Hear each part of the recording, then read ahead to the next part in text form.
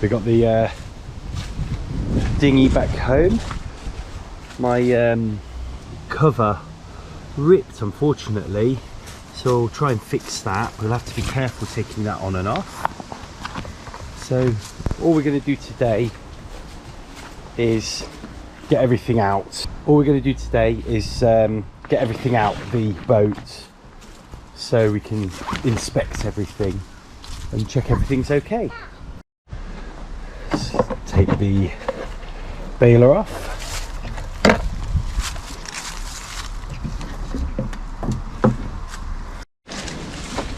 It's a starboard jib sheet. The port jib sheet off. So we'll get this jib sheet off first. We'll get the jib halyard down. There we go. It's a little bit of a mess in here, but I think we'll be okay. So that should be, the jib should be free. So let's do that and that. Oh, we just got to undo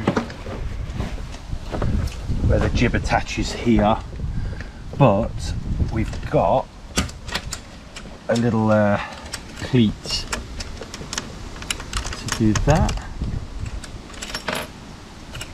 like that,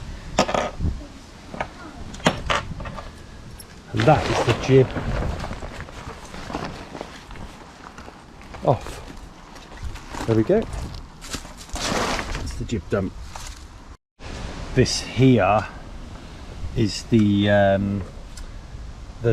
line that just that the front shroud attaches to, so we're going to take this off as well, but we're going to put this back in where it was from so we know where to attach it to. So that's reattached there, so we know where to put this one back.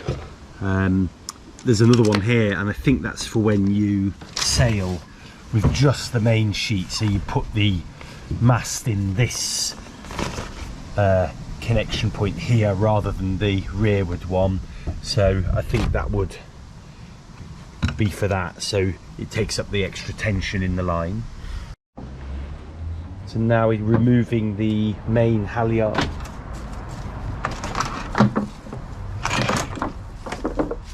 Which comes all the way up there.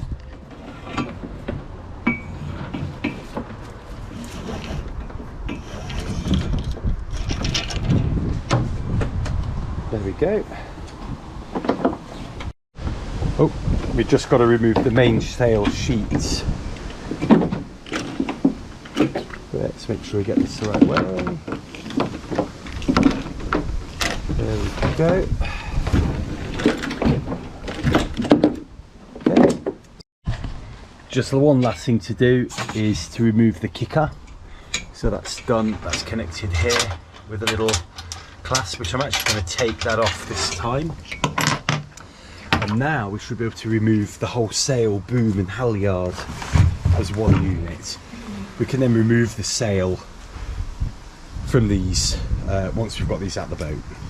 Removing these capsize writing lines that I put in, so they just come out of there. I just tied those up to the spinnaker clasps. I've got another one over there. Just get this one out.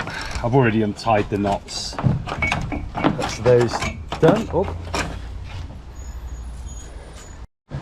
And to remove the mast, all I've got to do now is unattach the two side shrouds, the port and starboard shroud, and then the mast, the whole mast will come out with the shrouds still attached.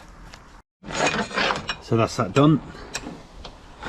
Again, I'm keeping the little whatever this is called, making sure I keep it in the same place so I can reattach the mast quite quickly when I need to. We've just got to do the other side and we're done. That's the three shrouds removed, and now the mast should will just come straight out the boat. That's the main sheet taken out. So that's all the sheets now and lines taken off the boat. Let's put these over here. And then last but not least, taking all the extra little lines out, we'll take the paddle and the boat. It's just going to come out nice and easy like this.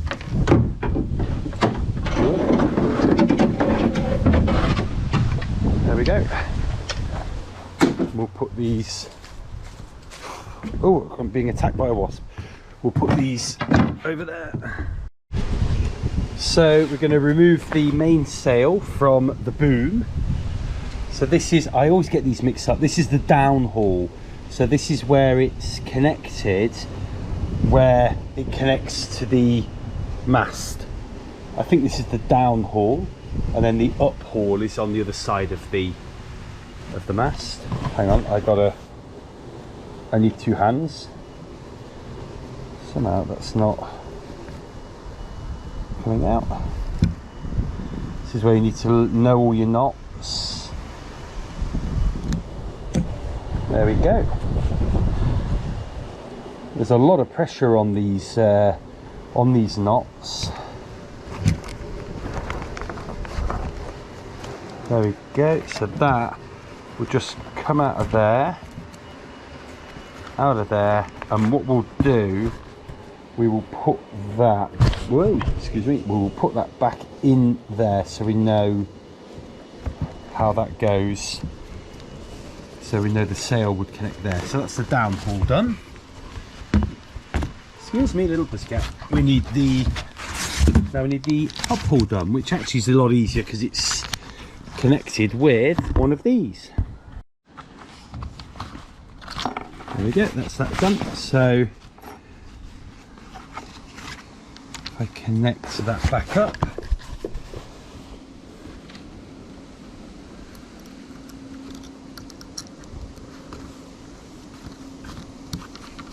shackle, that's what these are called. So I'll leave that shackle in there as well. That's the sail removed from the boom. So I think we won't remove anything else off the boom at this point. We'll check the condition of it another time. But now we can, the last job here is to remove the kicker from the boom. Do you know what? I'm not going to do that. We could remove the kicker from the boom, but why? Why would we do that? Let's leave it there. There's no point having it disconnected. But there you go, you can see the boom is now removed from the sail. Now we've got to remove the gaff. So the sail's attached to the gaff. Well, actually, you thread the sail. It's got like a seam. If I come down to the bottom of the sail, so it's got like a bead, and that gets threaded into like this groove into the halyard. The gaff, sorry, not the halyard. And then it's just tied up here. And that's actually a little reef knot. So we'll undo that knot, and then we can pull the sail out, and that'll be the sail completely unattached from everything. So the sail should just pull out of there, which it does, nice and easy. And there's the sail, whoop, free of everything. We'll get that drying as well. There are 3 battens in the sail. This is one, and they have little pockets, and you can remove the batten, but the battens are fine, and I'm actually going to leave them in. There's one there. There should be a third one down there, but then they're fine, so I'm going to leave them in for now. So that, obviously my paddle, my boat hook, there's the mast, or the main mast, that's the gaff, and that's the boom, all apart. I've just laid out all my lines to get them dry because they are a little bit wet. We want to get them nice and dry, and it's not going to rain today at all. It's quite windy, so I think they'll dry today.